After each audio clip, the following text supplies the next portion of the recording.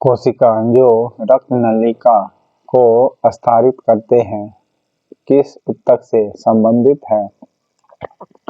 तो सल्की एपिथेलियम से संबंधित है। मानव शरीर में सबसे अधिक पाए जाने वाला प्रोटीन कौन सा है? कोलेजन। ओके, कोलेजन जो है ये सबसे अधिक प्रोटीन पाया जाता है। ओके, कोलेजन को याद करना है किससे? तो सबसे अधिक तो कॉलगेट से है। ओके, यानी अधिक बार कॉलगेट करना चाहिए दिन में एक बार नहीं 2 बार करना चाहिए। तो 2 1 से अधिक हो गया तो अधिक पाया जाता है प्रोटीन। ओके, प्रोटीन सबसे अधिक पाया जाता है कौन सा? कॉलगेट, यानी कॉलगेट से कोलेजन याद रखना है। दिन में अधिक बार करना चाहिए। अधिक क्या होती है? तो प्रोटीन होती है। कौन सा प्रोटीन? तो कोलेजन। ओके, कोलेजन जो होती है हमारे शरीर में सबसे अधिक पाए जाने वाला प्रोटीन है। ओके, नाखून में पाए जाने वाला केराटिन। अस्थियों यानी हड्डियों को जोड़ने का चिकना बनाती है कौन? उपास्थि चिकना बनाती है। ओके, उपास्थि जो होती है अस्थियों के जोड़ों को चिकना बनाती है। ओके, उपास्थि जो होती है ये क्या करती है? जोड़ जो होगा यानी हड्डी उसको चिकना बनाएगी। किस ऊतक की कोशिकाएं मृत होती है? स्क्लेरन कायमा की कोशिकाएं मृत होती है। ओके, स्क्लेरन कायमा की कोशिकाएं क्या होती है? मृत होती है। ओके,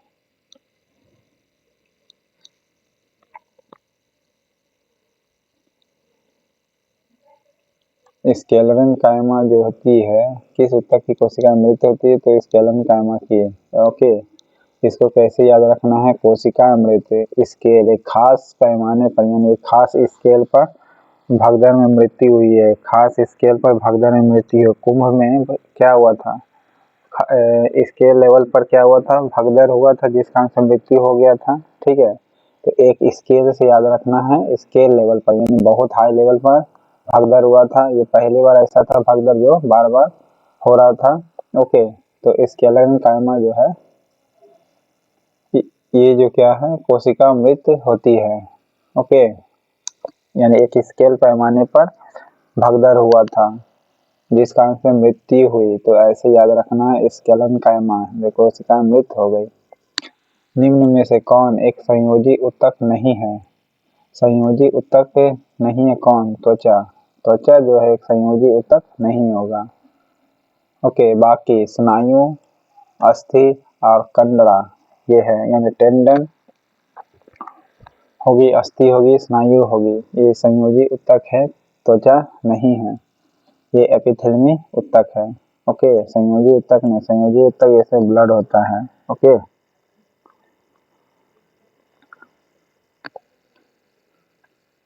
पौधे के पर्व संधियों के पास पाए जाते क्या है?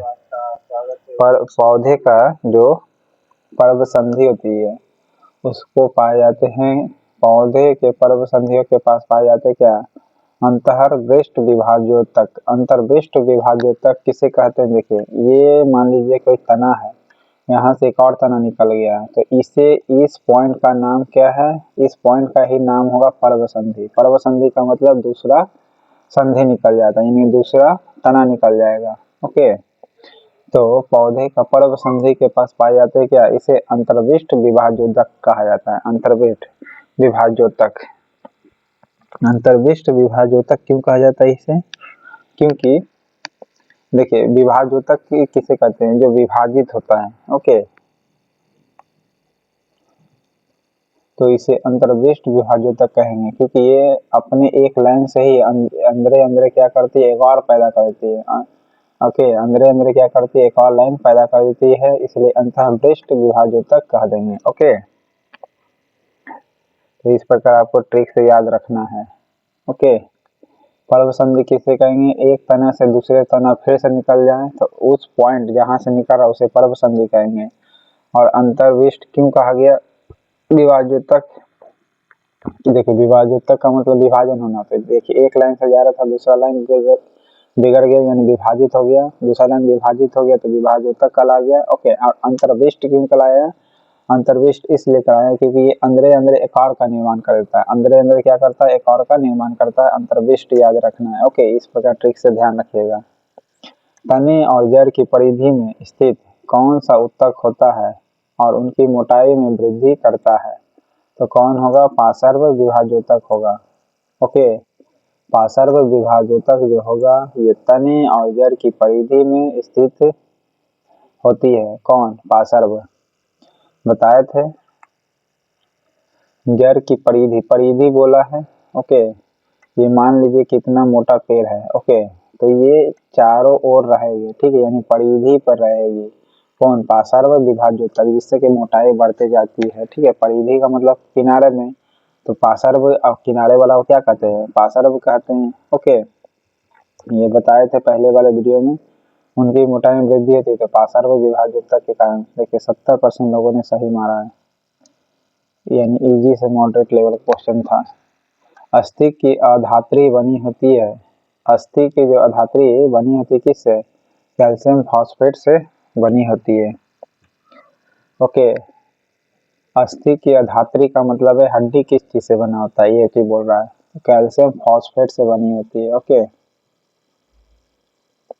मास्ट कोशिका पाई जाती है किस में? ब्लड में, यानी संयोजी उत्तक में पाई जाती है। ओके, मास्ट सेल्स किस में पाई जाती है? संयोजी उत्तक में पाई जाती है, मास्ट सेल्स। ओके, कौन एक संयोजी उत्तक का कार्य नहीं है?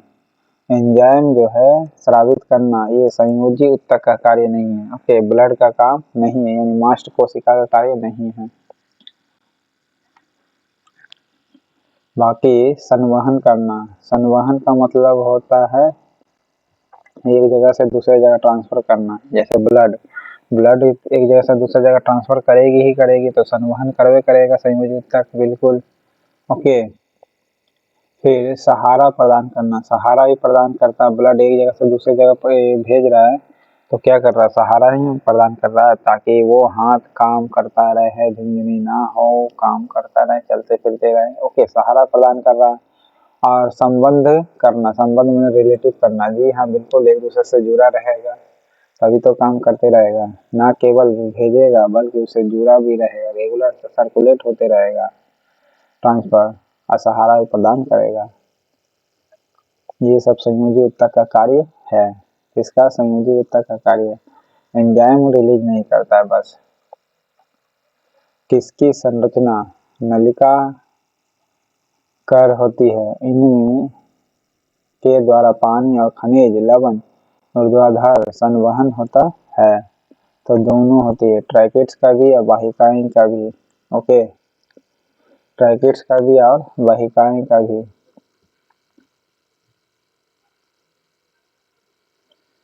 किसकी संरचना नलिकाएं होती है? इनमें द्वारा पानी और खनिज लवण ऊर्ध्वाधर संवहन होता है। तो ट्रैकेट्स के जरिए भी वहन होती है और वाहिकाएं के जरिए भी। किसकी संरचना नालीकार होती है? यानी नाली के जैसा डिजाइन होती है, तो नालीकार हो तो वहन तो करवे करेगा। ओके, तो वाहिकाएं भी होगी और ट्रैकेट्स भी होती है, जिसमें पानी और खनिज लवण ऊर्ध्वाधर संवहन होता है। ऐसे यानी पानी ऐसे फैलती है पेड़ में, ठीक है, ऊपर की ओर जाएगी। ओके, तो ट्रैकेट्स के जरिए जाएगा, वाहिकाएं के जरिए जाएगा। सबसे अधिक पाए जाने वाला सरल अस्थायी उत्तक कौन सी है? पेरेन्काइमा, पतली भी होती है। ओके, पेरेन्काइमा पतली भी होती है। ओके, स्पेस भी रहता है सेल के बीच में। ओके, क्लोरेन्काइमा में क्या क्लोरोप्लास्ट होता है? ओके, स्केल पैमाने पर मृत्यु हुई तो क्या होता है? स्केलेन्काइमा कहलाता है, यानी मृत कोशिका होती है स्केलेन्काइमा। एरिओलर उत्तक का मुख्य कार्य में से एक नहीं है, कौन नहीं है? तो एंजाइम और हार्मोन को स्रावित करता है। ओके, एंजाइम और हार्मोन जो है इसको स्रावित करता है। ये एरिओलर उत्तक का मुख्य कार्य नहीं है। ओके, बाकी उत्तकों की मरम्मत में सहायता करता है। जी हाँ, ऊतक जो है उसकी मरम्मत में सहायता करता है। फिर आंतरिक अंगों को सहारा देता है। ओके, इसको आंतरिक अंग जो होती है उसके अंगों को सहारा देता है। एरिओलर ऊतक का मुख्य कार्य इनमें से कौन नहीं है? तो एंजाइम हार्मोन का स्रावन नहीं करता है, बाकी ऊतकों की मरम्मत करता है। जी हाँ, फिर आंतरिक अंग जो है उसको सहायता देता है। बिल्कुल हाँ, आंतरिक जो अंग होगा उसको सहायता भी देगा और अंगों के भीतर खाली जगह को भरेगा। ठीक है, किसके भीतर? अंगों के भीतर जो होगी ये खाली जगह को भरेगा। ओके,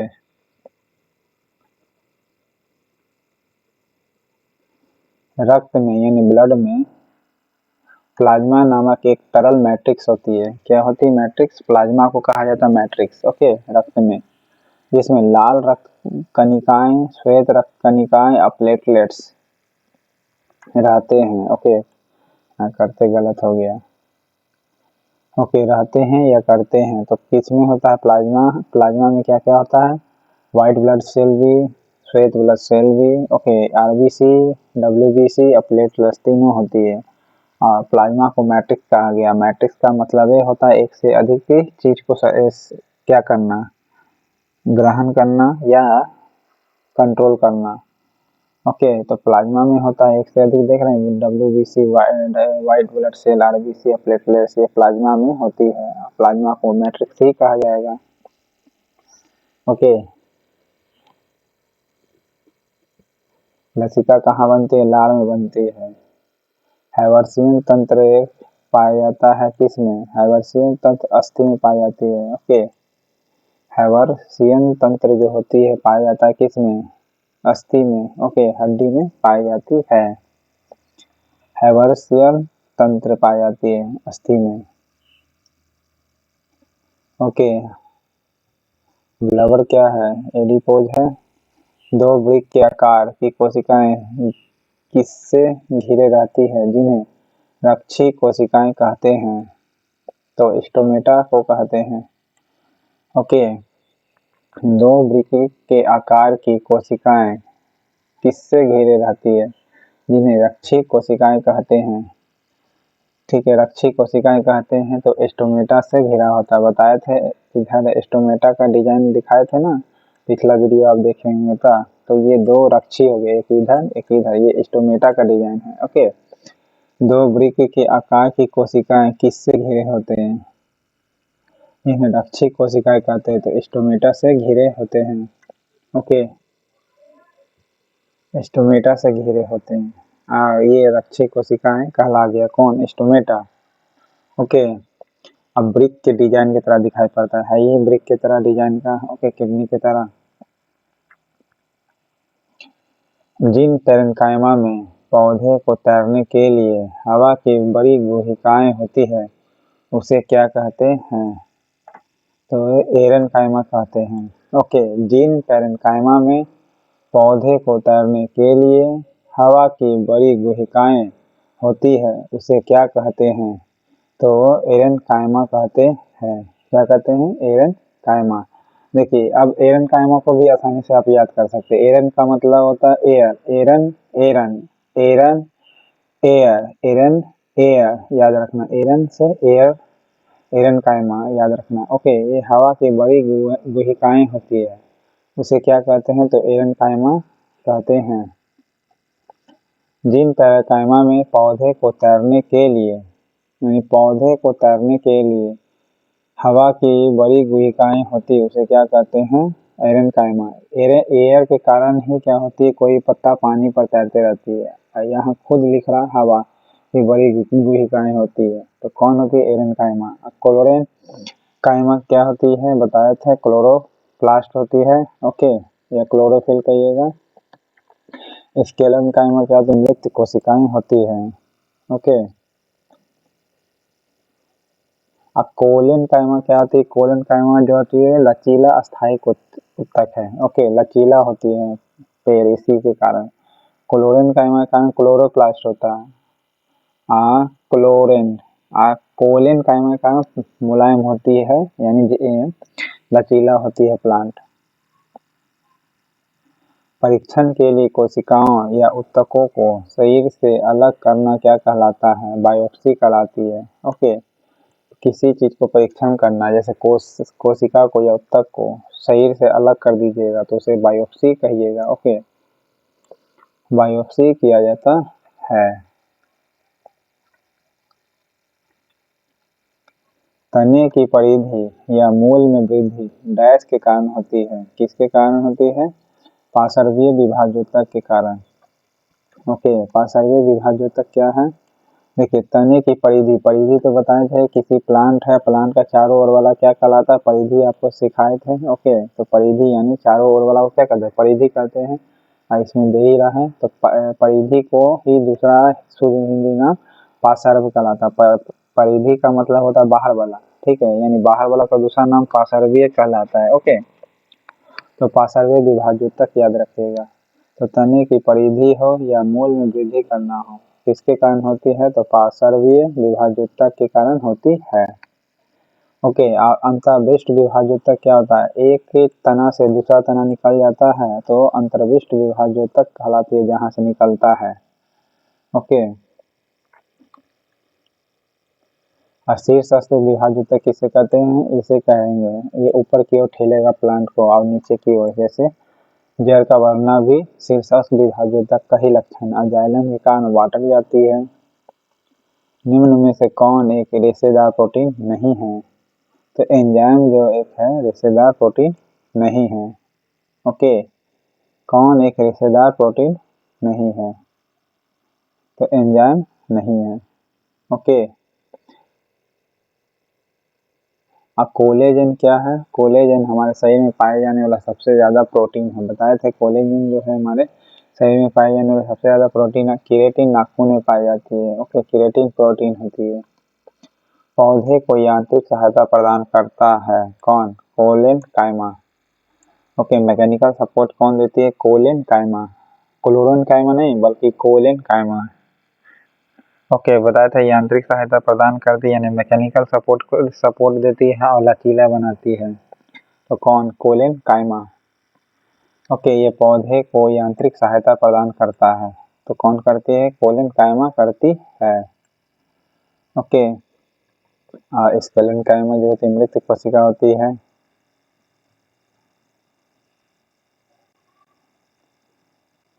त्वचा है क्या? त्वचा अस्तारित सल्की एपिथेलियम है। अस्तारित सल्की का मतलब है अस्तर पर। ओके, अस्तर बाय अस्तर यानी लेयर बाय लेयर होगा। अस्तर का मतलब होता है layer by layer. Okay, layer by layer, तो हमारी स्किन पर देखते हैं लेयर बाय लेयर होता है। स्किन जल जाती है तो नीचे रहता ही है दूसरा, ठीक है, तो ये अस्तरित हो गया ना, और सल्की एपिथेलियम हो जाएगा। सल्की का मतलब फैटी रूपी में होगा। ओके, त्वचा क्या? अस्तरीय सल्की एपिथेलियम कहलाएगा। ओके, लेयर बाय लेयर होती है। देखे होंगे ऊपर का लेयर क्या हुआ, छिलाने से फिर दूसरा लेयर दिखाई पड़ने लगता है, गुलाबी गुलाबी या उजला उजला, ठीक है, तो अस्तरीय है ना एपिथेलियम ऊतक। ये त्वचा हो गया। इनमें से कौन सबसे छोटी जीवित कोशिका है? सबसे छोटी जीवित कोशिका जीवाणु को कहते हैं। ओके, लीवन हॉक ने खोज किया था और तालाब में खोज किया था। ओके, सबसे छोटी जीवित कोशिका है। ओके, सबसे छोटी कहेगा जीवित कोशिका कौन है? तो जीवाणु है, बैक्टीरिया। ओके, लीवरखॉन ने खोज किया था तालाब में। और विषाणु क्या है, जब तक बॉडी में नहीं जाएगा तब तक जिंदा नहीं होगा। ओके, विसरण के लिए अधिक उत्तरदायी है कौन? सल्की एपिथेलियम। ओके, सल्की एपिथेलियम विसरण के लिए अधिक उत्तरदायी है। ओके,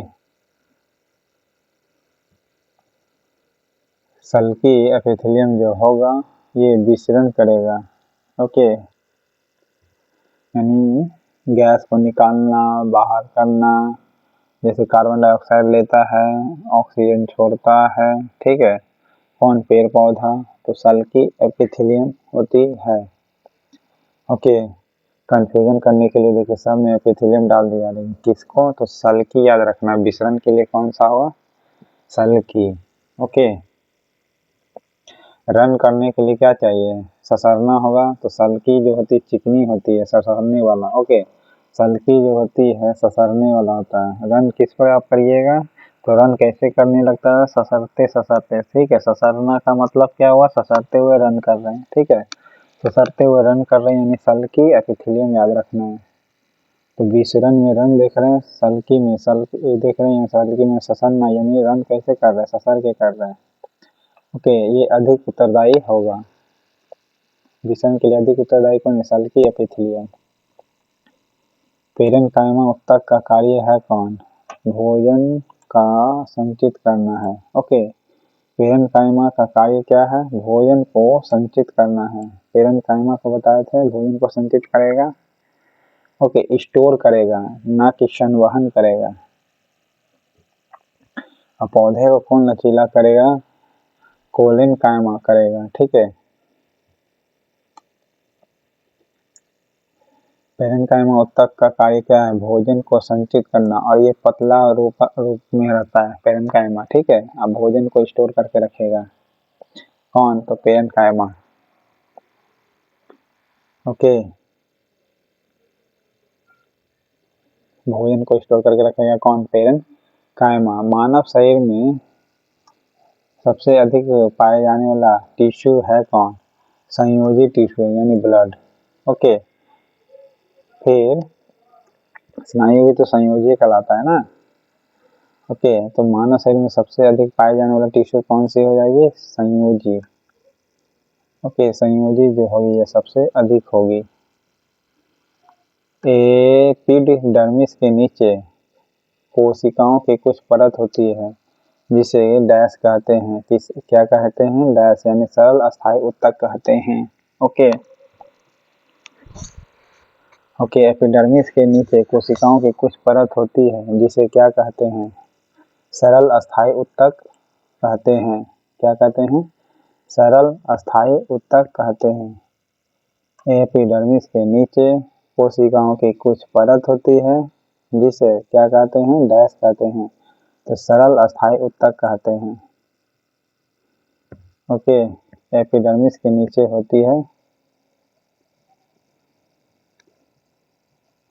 ये सरल अस्थायी उत्तक होती है, एपिडर्मिस के नीचे पाई जाएगी पर। ओके, एपिडर्मिस के जो नीचे पाई जाती है ना वह सरल अस्थायी उत्तक होती है। ओके, डैश की उपस्थिति के कारण हम अपनी बाह्य कर्ण को मोड़ सकते हैं। तो उपस्थिति के कारण जैसे कान को मोड़ सकते हैं, तो जो कान आप मोड़ पा रहे हैं ना वो उपस्थिति के कारण मोड़ पा रहे हैं, क्योंकि उपस्थिति जो होती है मुलायम होती है। ओके, बाहर के कर्ण